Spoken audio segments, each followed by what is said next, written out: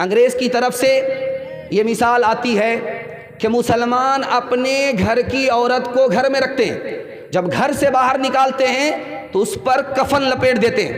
برقع کو انہوں نے کفن کہا، کفن لپیٹ دیتے ہیں، برقع لپیٹ دیتے ہیں، گھر کے اندر اس کو قید کر کے رکھتے ہیں۔ ایک عالم نے بڑا شاندار جواب دیا، گلاس کے اندر پانی رکھا، نیمبو کو کاٹ کر کے اس میں گارا، پوچھا کہ میں تو شربت پی رہا ہوں، آپ کے منہ میں جو پانی آیا اسی کو آپ پی کر کے صبر کر لیجئے۔ کہا انصاف سے بتائیے، میں جس وقت نیمبو کاٹ رہا تھا اور میں شربت بنا رہا تھا، نیمبو کے رس کو اس کے اندر گار رہا تھا، تو آپ کے منہ میں پانی آیا کہ نہیں آیا؟ کہا کہ ہاں ضرور آیا۔ کہا یہی حال جب عورت بے پردہ ہو کر کے سڑک پر آ جاتی ہے تو آوارہ لوگوں کے منہ میں پانی آ جاتا ہے۔ 1952 عیسوی کا رسالہ نمونہ آپ کے سامنے رکھنے کے لیے جا رہا ہوں۔ اللہ کرے کہ ہم کو اپنے دین سے، اپنی شریعت سے محبت ہو جائے، 100% محبت ہو جائے، اس پر 100% کھڑا ہونے کے لیے اللہ قبول فرمائے۔ دھیان سے سنیے گا جو میں آپ کو سنانے کے لیے جا رہا ہوں۔ پاکستان سے ایک رسالہ چھپا تھا، اس رسالے کا نام تھا ماہ طیبہ۔ 1952 عیسوی میں وہ رسالہ چھپا تھا۔ اس میں ایک کیس آیا، یہ ہاوڑہ بریج ہے، اس بریج پر ایک لڑکی چل رہی تھی، میک اپ لگا کر کے چل رہی تھی، پیچھے سے ایک لڑکے نے اس کو چھیڑ دیا، اس کا کیس عدالت میں آیا۔ یہ ملک ابھی آزاد نہیں ہوا تھا، انگریز کی حکومت تھی، انگریز حاکم تھا، اور وہاں پر ایک لڑکی کا کیس آیا ہے، ایک لڑکے کا کیس آیا کہ لڑکی چل رہی تھی، لڑکا نے اس کو چھیڑا۔ اب جب مقدمے کی کارروائی شروع ہوئی تو حاکم نے لڑکے سے پوچھا کہ کیوں بدتمیز، کیوں آوارہ، تم نے اس لڑکی کو چھیڑا؟ کہا حضور آوارہ میں نہیں ہوں، آوارہ یہ لڑکی ہے۔ چولہے کی آگ چولہے سے نکل کر کے پیٹرول پمپ میں آ گئی اور آگ لگ گئی تو قصور اس آگ کا ہے جو چولہے کے اندر تھی، اس کو باہر پیٹرول پمپ میں نہیں آنا چاہیے۔ میری حیثیت پیٹرول کی طرح ہے، اس کی حیثیت آگ کی طرح ہے، قصور اس لڑکی کا ہے، میرا کوئی قصور نہیں ہے۔ وہ حاکم اس بیان کے اوپر مجبور ہوا، اس نے اپنے ججمنٹ میں لکھا لڑکا بے قصور ہے، لڑکی قصوروار ہے، یہ لڑکی غیر مسلم ضرور ہے لیکن میں اس کو 1 سال کی سزا دیتا ہوں۔ اب لڑکی کے کان کھڑے ہوئے، 1 سال کی کیا سزا ہوگی؟ اس کو اس برقعے میں رہنا پڑے گا جس کا حکم اسلام نے دیا ہے، محمد صاحب نے دیا ہے، 1 سال اس برقعے میں رہنا پڑے گا۔ انشاءاللہ میں آپ کو ہاتھ جوڑ کر کے ایک بات کہوں گا، آپ لوگ اس کو برا مت مانیے گا، جب عمل ہو جائے عمل کر لیجئے گا۔ امام بخاری نے لکھا ہے عورتوں کو مردوں کے مجمع میں آنے کے لیے ایک شرط ہے، اس کا راستہ الگ ہونا چاہیے، مرد کا راستہ الگ ہونا چاہیے۔ اگر دونوں کا راستہ ایک ہے تو جلسہ سن کر کے بھی مرد بھی گنہگار، عورت بھی گنہگار۔ جب بھی آئندہ آپ کا جلسہ ہو تو کوشش کیجئے گا کہ عورت کا راستہ الگ ہو جائے، مرد کا راستہ الگ ہو جائے۔ انشاءاللہ عمل کریں گے؟ ہاتھ اٹھا دیجئے۔ بیوی کو اپنے حال پر چھوڑ دیں گے؟ ہاتھ اٹھائیے انشاءاللہ۔ کہ ہارون رشید کے دربار میں 2 لڑکی آئی، ایک کالی تھی، گوری تھی، دونوں نے فرمائش کیا نوکری دے دو، تو بادشاہ نے سوچا کہ دونوں کو بیوقوف بنا دیتے، منطق سے نکال دیتے۔ کہا کہ میرے پاس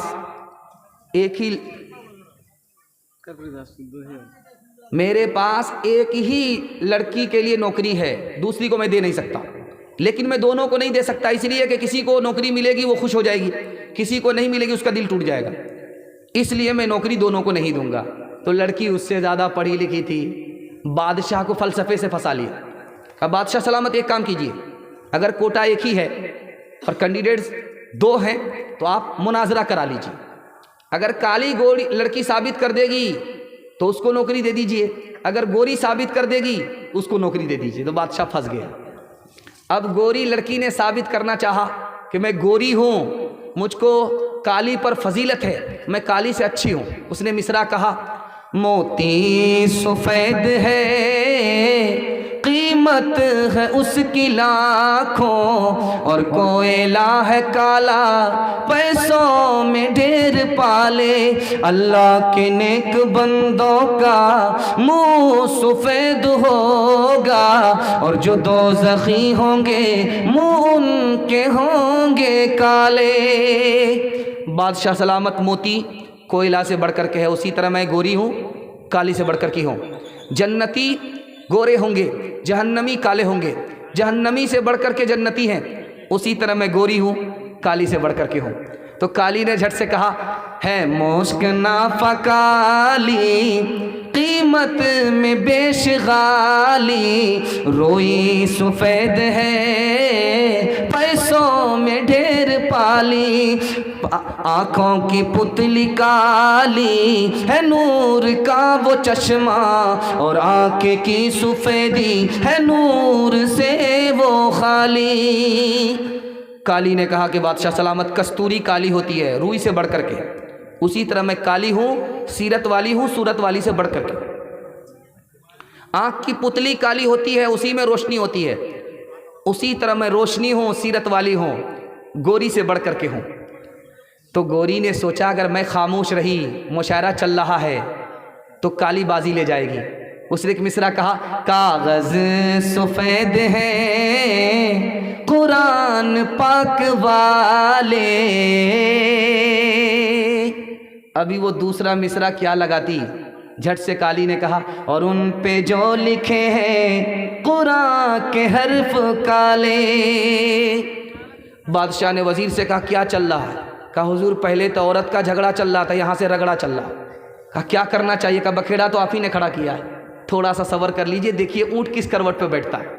تو ایک لڑکی نے کہا میلاد کا جو دن ہے روشن وہ بالیقین ہے،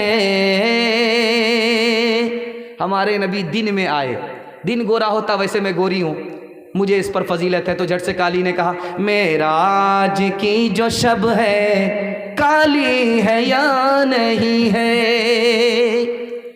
اب گوری نے بڑے پیار سے بادشاہ کو خطاب کیا ہے، مخاطب کیا ہے کہ بادشاہ سلامت سر اٹھائیے، آسمان میں چاند کو دیکھیے، سورج کو دیکھیے، ستارے کو دیکھیے، سب گورے ہیں، جیسے ان کو فضیلت ہے ویسے مجھ کو فضیلت ہے۔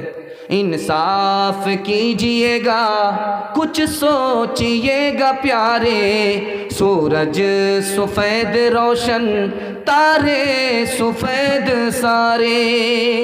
تو کالی نے سوچا میں خاموش رہی تو مقدمہ ہار جاؤں گی، اس نے بادشاہ سے کہا انصاف کیجئے گا، ہے آپ عقل والے، کالا غلاف کعبہ حضرت بلال کالے، کتنا اونچا۔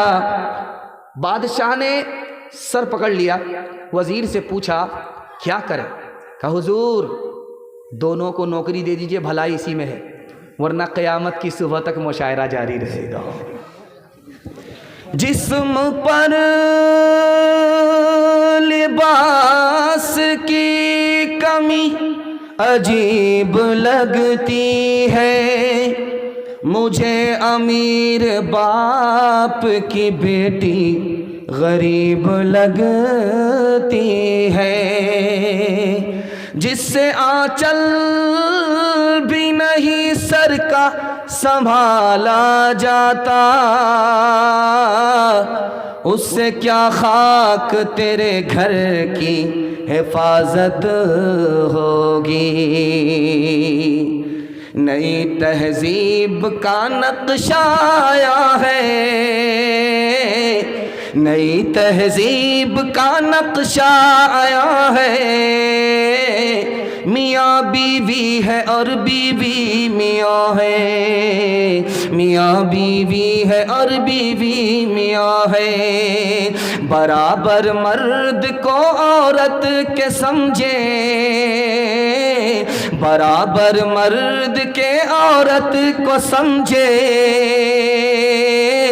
زمین کو کہہ رہے ہیں آسماں ہے، زمین کو کہہ رہے ہیں آسماں ہے، تو جو عورت ہے تو عورت بن کے رہ، تو جو عورت ہے تو عورت بن کے رہ، اپنے گھر والوں کی عزت بن کے رہ، تو جو عورت ہے تو عورت بن کے رہ، اپنے گھر والوں کی عزت بن کے رہ، بے حجابی پہ کبھی مائل نہ ہو، گھر پہ رہ اور رونق محفل نہ ہو۔ دین و دھرم کیا تھا، فیشن نے کہاں پہنچا دیا۔ خوبصورت پیغام بڑے اچھے ماحول میں سنا رہا ہوں، عورتوں کے حوالے سے سنا رہا ہوں۔ آپ لوگ مکمل سننے کے لیے تیار ہیں؟ دونوں ہاتھ اٹھائیے انشاءاللہ۔ عورت کو سر پر بٹھائیں گے، ہاتھ اٹھائیے انشاءاللہ۔ دھیان سے سنیے گا، جلدی سے نکل جائے گا۔ ایک کتاب ہے، اس کا نام ہے رگ وید۔ رگ وید کتاب ہے، اس کتاب میں لکھا ہے، بس ڈس بریک مار کر کے ہماری طرف توجہ کیجیے۔ ہر آدمی کے بیان کا الگ الگ انداز ہوتا ہے، اگر غلطی سے ہاتھ اٹھ جائے کوئی فرق نہیں پڑتا۔ میں بھی آپ کی جگہ بیٹھا ہوتا، سوال ہو جاتا، میں بھی پھنس جاتا۔ یہ کوئی بڑی بات نہیں ہے، یہ تو میں اس لیے ایسا کرتا ہوں تاکہ آپ دل و دماغ سے مکمل تیار ہو جائے، پیغام کی حفاظت ہو جائے۔ دھیان سے سنیے گا، جلدی سے نکل جائے گا۔ رگ وید کی کتاب ہے، اس کتاب میں لکھا ہے کہ برہما نے تم کو عورت بنایا تو اپنی آنکھ اوپر مت رکھنا، اپنی آنکھ نیچے رکھنا۔ اسی کتاب میں لکھا ہوا دوسرا جملہ، اگر برہما نے تمہیں عورت بنایا ہے تو پیر پھیلا کر کے مت بیٹھنا، پیر سمیٹ کر کے بیٹھنا۔ تیسرا جملہ اسی کتاب میں لکھا ہوا رگ وید میں، اگر تمہیں برہما نے عورت بنایا ہے تو ایسا لباس مت پہنو جس میں تمہارے اندر کا جسم نظر آ جائے، ایسا لباس مت پہنو۔ ایک کتاب ہے، اس کا نام ہے برہما پران۔ اس کتاب میں لکھا ہوا ہے جب سے نقاب کی جالی عورت کے چہرے سے اتری، شرم و حیا چلی گئی۔ زمانہ اتنا بگڑ چکا ہے، اتنا بگڑ چکا ہے کہ سب کے سامنے عورت بال کو کھولتی ہے، بال کو سنوارتی ہے، بال کو کھولتی ہے، بال کو سنوارتی ہے، کسی کی کوئی پرواہ نہیں کرتی ہے کہ کون دیکھ رہا ہے، بری نظر سے اس کی کوئی پرواہ نہیں کرتی ہے۔ زمانہ اتنا برا ہو چکا ہے۔ ایک کتاب اس کا نام ہے وشنو پران۔ وشنو پران میں لکھا ہے جب کل یگ آئے گا، قیامت کا دور آئے گا، تو عورت خوبصورتی کو بیچے گی، کپڑا نہیں رکھے گی، خوبصورتی کو بیچے گی، غریب شوہر کو چھوڑ دے گی، دولت سے نکاح کرے گی، 5-7 سال کی لڑکی ماں بن جائے گی، 8-10 سال کا لڑکا باپ بن جائے گا۔ مہا بھارت کتاب ہے، اس کتاب کے اندر لکھا ہوا ہے کہ آدمی کو اپنی جوان بیٹی کے ساتھ تنہائی میں نہیں بیٹھنا چاہیے۔ جوان بیٹی ہے، جوان باپ ہے تو اکیلے میں نہ بیٹھے، دوسرے آدمی کو شامل کر لے۔ بڑے بڑے لوگ پھسل جاتے ہیں اور شیطان بدکاری کرا دیتا ہے۔ چوتھے نمونے کو بہت دھیان سے سنیے گا۔ رام جی کی ماں کا نام تھا کوشلیا۔ کوئی راجا ان سے بات کرنے کے لیے آئے تو نوکر کو بھیجا، خود نہیں گئی، تو پوچھا کہ بھائی آپ نے نوکر کو بھیج دیا؟ کہ میں عورت ہوں، وہ میرے لیے اجنبی ہے، میں اس کے سامنے نہیں جا سکتی۔ کتنا خوبصورت ہندوستان تھا، دکھانے کے لیے جا رہا ہوں۔ دوسری مثال دیکھیے، ایک عورت کا نام ہے مہا بھارت میں دروپدی۔ اس نے کہا کہ آج سے بڑھ کر کے میرا برا دن کبھی نہیں ہوا تھا۔ کہا کہ وہ کیسے؟ کہ آج تک مجھ کو شوہر کے علاوہ کسی نے نہیں دیکھا تھا، آج ساری دنیا کے لوگ مجھے دیکھ رہے ہیں، میں بے پردہ ہو گئی، اس سے بڑا برا دن مجھے کبھی دیکھنے کو نہیں ملا تھا۔ کتنا خوبصورت ہندوستان تھا۔ آخری نمونہ آپ کی خدمت پہ لے کر کے آ رہا ہوں۔ سیتا جی کے ساتھ رام جی چلے ہیں بنواس کو، تو لوگوں نے کہنا شروع کیا اس عورت کو آج تک کسی نے نہیں دیکھا تھا، لیکن سارے بازار کے لوگ دیکھ رہے ہیں، تو رام جی کو ہاتھ جوڑنا پڑا کہ مجبوری ہے، غم کا موقع ہے، اس لیے میری بیوی جو گھر کے اندر رہا کرتی تھی گھر سے باہر ہے، مجبوری ہے، مجبوری معاف ہے، غم کا موقع ہے۔ اس وقت لوگ باہر نکل جاتے ہیں، اگر ایسی مجبوری نہیں ہوتی، غم کا موقع نہیں ہوتا، کہ یہ عورت جو پردے میں رہنے والی تھی کبھی پردے سے باہر نہیں ہوتی۔ لکشمن جی دیور ہیں، سیتا جی بھابھی ہیں۔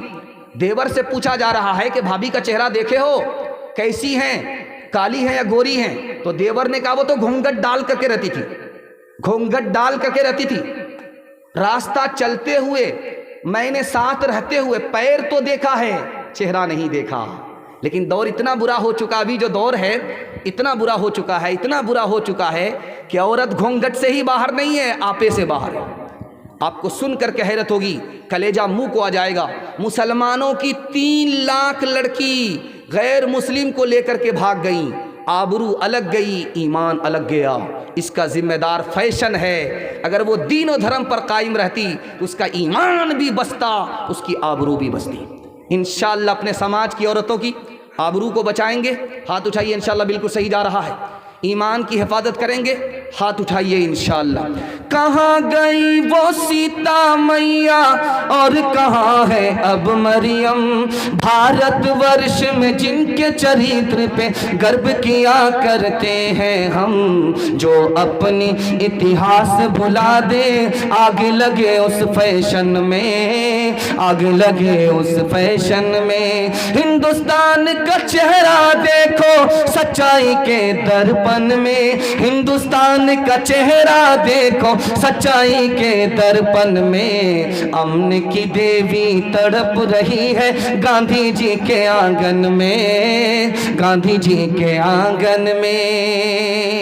یہ جو پیغام آپ کی خدمت پہ لے کر کے آ رہا ہوں، اسی کے لیے میں نے آپ کو تیار کیا ہے۔ آدھا سے زیادہ جلسہ میرا نکل چکا ہے، تھوڑا سا جلسہ آپ کا باقی رہ گیا ہے۔ عورت کی تعلیم کے حوالے سے سنانے کے لیے جا رہا ہوں، جوانوں کو پیغام دے کر کے میرے حصے کا جلسہ مکمل ہو جائے گا۔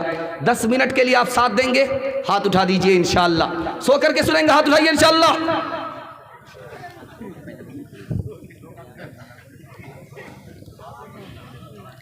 دیکھیے، مردوں کو پڑھنا لکھنا ضروری ہے، یہ تو ہم کو سمجھ میں آتا ہے، لیکن عورت کو پڑھنا لکھنا ضروری کیوں ہے؟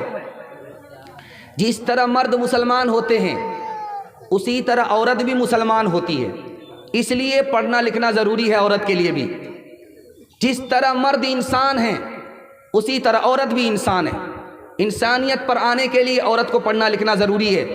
ایک خاص بات بتا رہا ہوں، ذرا دھیان سے سنیے گا اس کو۔ عورت کا دین مکمل نہیں ہے، عورت کی عقل مکمل نہیں ہے، حدیث کے مطابق اس کا دین مکمل نہیں، اس کی عقل مکمل نہیں۔ دین کیسے مکمل ہوگا؟ علم کے ساتھ۔ دین کیسے مکمل ہوگا؟ علم کے بغیر نہیں۔ عقل کیسے مکمل ہوگی؟ علم کے ساتھ۔ اس لیے عورت کو مرد سے زیادہ علم حاصل کرنا ضروری ہے۔ ایک بات یاد رکھیے، ہماری 2 طرح کی بیٹی ہوتی ہے۔ ایک بیٹی وہ ہوتی ہے جس کو گھر میں ہی رہنا ہے، گھر سے نکلنا ہے، گھر میں رہنا ہے، کہیں باہر نہیں جانا ہے، اس کو زیادہ پڑھانے لکھانے کی ضرورت نہیں ہے، قرآن پڑھا دیجئے، اردو پڑھا دیجئے، دینیات پڑھا دیجئے، کافی ہے۔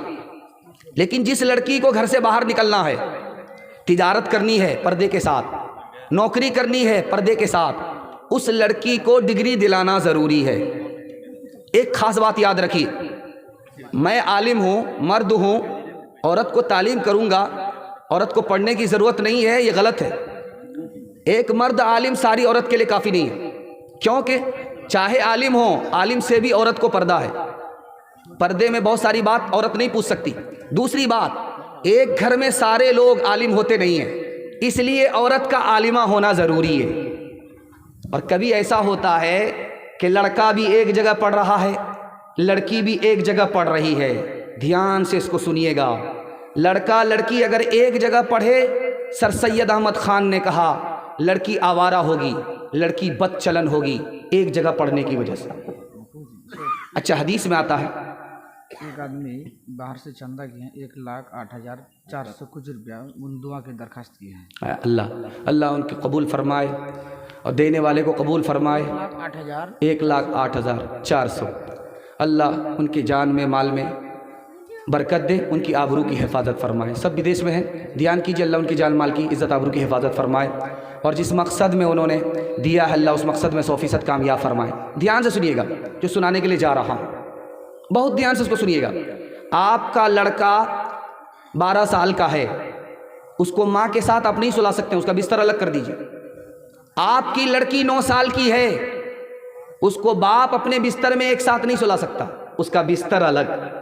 یہاں پر دیکھیے کہ ایک ہی ماں باپ ہیں، ایک ہی ماں باپ کی اولاد ہے، لڑکی کی عمر 9 سال ہو گئی، باپ کے ساتھ نہیں سو سکتی، لڑکا کی عمر 12 سال ہو گئی، لڑکا ماں کے ساتھ نہیں سو سکتا۔ بہت زبردست فتنہ ہوتا ہے۔ اسی طرح سے اگر 9 سال کی لڑکی 12 سال کا لڑکا ایک مکتب میں پڑھے، فتنہ ہوگا، لڑکی آوارہ ہوگی۔